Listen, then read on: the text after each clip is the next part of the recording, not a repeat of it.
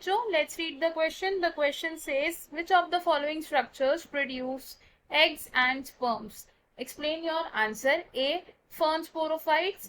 B. Moss sporophytes. C. Anthers of flower. D. Moss sporangia. Question ने हमसे पूछा है कि गिवन स्ट्रक्चर्स में से कौन से स्ट्रक्चर में एग्स और स्पर्म्स की प्रोडक्शन होती है. तो हमें चार ऑप्शंस में से करेक्ट ऑप्शन को चूज करना है.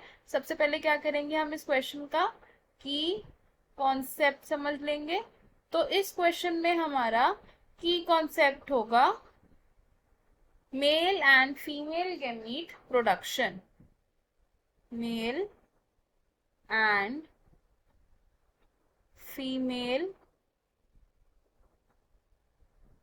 Gamete production. तो मेल गैमीट को हम क्या कहते हैं? मेल गैमीट को हम कहते हैं स्पर्म, और वही फीमेल गैमीट को हम क्या कहते हैं? एग. तो ये जो मेल और फीमेल गैमीट्स हैं ये प्लांट्स में कहां पर होते हैं? ये होते हैं ऑन द गैमीटोफाइट. गैमीटोफाइट. अब गैमीटोफाइट क्या होता है? ये वो स्ट्रक्चर होता है जिसमें मेल और फीमेल सेक्स ऑर्गन्स प्रेजेंट होते हैं. मेल और फीमेल सेक्स ऑर्गन्स क्या होते हैं प्लांट के? मेल और फीमेल सेक्स ऑर्गन्स यानी कि एंथरीडिया और आर्किगोनिया. तो अगर हम इसे लिखना चाहें तो हम कैसे लिख सकते हैं कि अ gametophyte bears the male and female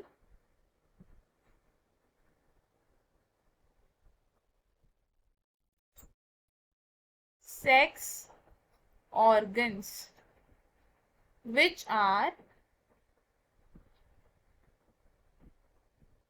क्या क्या होते हैं ये? एंथरीडिया और archegonia. Antheridia and archegonia. And क्योंकि इस गैमीटोफाइट में एंथरीडिया और आर्किगोनिया होते हैं तो ये एंथरीडिया और आर्किगोनिया क्या प्रोड्यूस करेंगे? एंथरीडिया प्रोड्यूस करेगा मेल गैमीट को यानी कि स्पर्म को, और आर्किगोनिया किसको प्रोड्यूस करेगा? फीमेल गैमीट यानी कि एग को. तो हमें हमारे क्वेश्चन का आंसर मिल गया. क्वेश्चन ने हमसे पूछा था कि कौन से स्ट्रक्चर में मेल और फीमेल गैमीट यानी कि स्पर्म और एग्स प्रोड्यूस होते हैं. तो हमारा आंसर क्या होगा इसमें? ऑप्शन बी यानी कि मॉस गैमीटोफाइट. तो हम इसे लिखेंगे ऑप्शन बी इज करेक्ट. अब देख लेते हैं कि बाकी ऑप्शंस क्यों इनकरेक्ट है. Option A says fern sporophyte. तो फर्न स्पोरोफाइट क्या होता है? ये वो स्ट्रक्चर होता है जिसको डिफरेंशिएट किया होता है ट्रू रूट, स्टेम्स और लीव्स में. और स्पोरोफाइट्स में स्पोरांजिया होते हैं जिसमें कि स्पोर्स प्रोड्यूस होते हैं.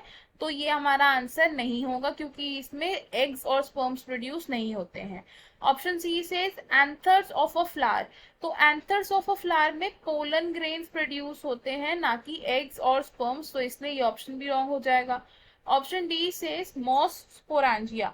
तो स्पोरांजिया एक ऐसा स्ट्रक्चर होता है जिसमें कि स्पोर्स प्रेजेंट होते हैं ना कि गैमीट्स. तो ये ऑप्शन भी हमारा रॉन्ग हो जाएगा. तो हमारा करेक्ट और फाइनल आंसर क्या होगा? ऑप्शन बी यानी कि moss gametophytes. I hope you understood it well. All the best. Thank you.